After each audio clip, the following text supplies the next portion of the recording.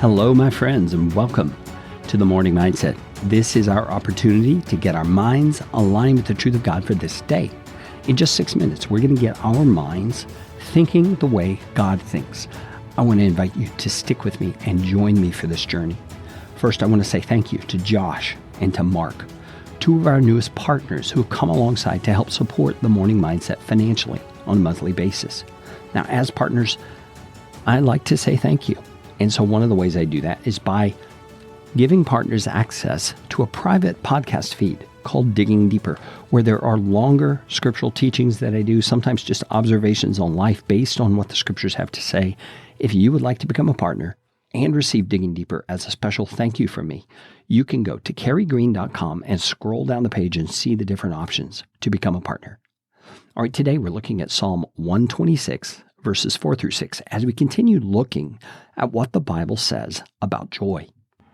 And the passage we'll be reading today is a very strange passage in a sense, because the context and the subject matter, I guess you would say, is that of grief and that of sorrow. But right in the midst of it, David talks about how joy exists even in those moments. Let's see what he says here as he states a prayer to the God of the universe. He says, "Restore our fortunes, O Lord, like streams in the Negeb." Now, the Negeb was a desert, okay? So he's saying, like it would be to create a stream in the middle of a desert, Lord, restore our fortunes. So in other words, he's saying, come into this desperate situation and bring about relief. Bring about a change for us, God. And he says, those who sow in tears shall reap with shouts of joy. So again, he's using an illustration here, and it's an agricultural illustration. Sowing is the equivalent of planting seeds. And he says, those who sow in tears, so those who are weeping over their circumstance and praying in those tears that God would bring about a change in their fortunes like he is, will reap with shouts of joy. Now, the reaping is the harvesting of those seeds once they've grown. And so what he's describing here is the process of sorrowfully praying for deliverance, asking God to intervene, asking God to intercede in the situation and to bring about good in that sad time. And what David is saying is that those kinds of prayers, prayed faithfully and with constant trust that you serve a God who hears and answers, will not be unheard. You will reap an answer to those prayers with shouts of joy. Now, going on, he says, he who goes out weeping, bearing the seed for sowing, shall come home with shouts of joy, bringing his sheaves with him.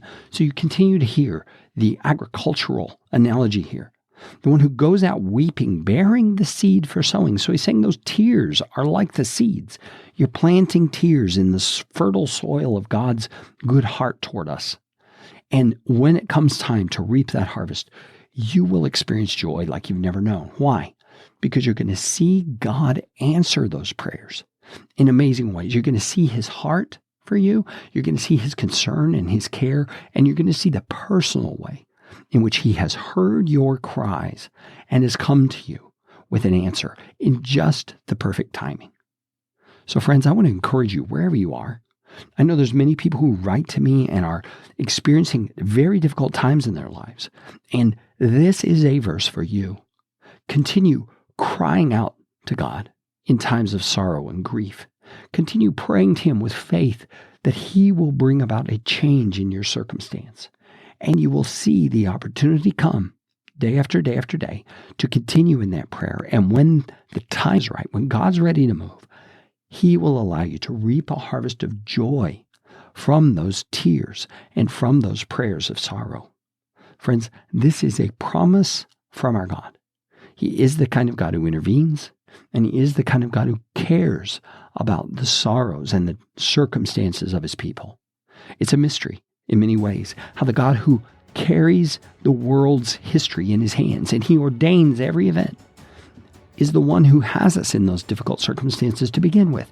And yet he wants us crying out to him in faith, weeping if need be, that he will intervene because he wants to be our deliverer and the one who brings those shouts of joy.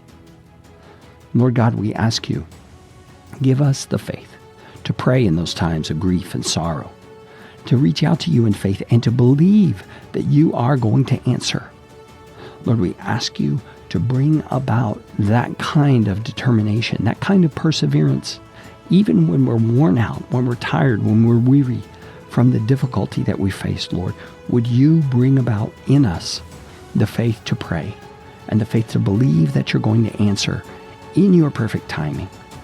And Lord, give us those shouts of joy. I know there's many who are listening who have been praying for a long time in their time of sorrow. Lord, bring the harvest of joy to them. In Jesus' name.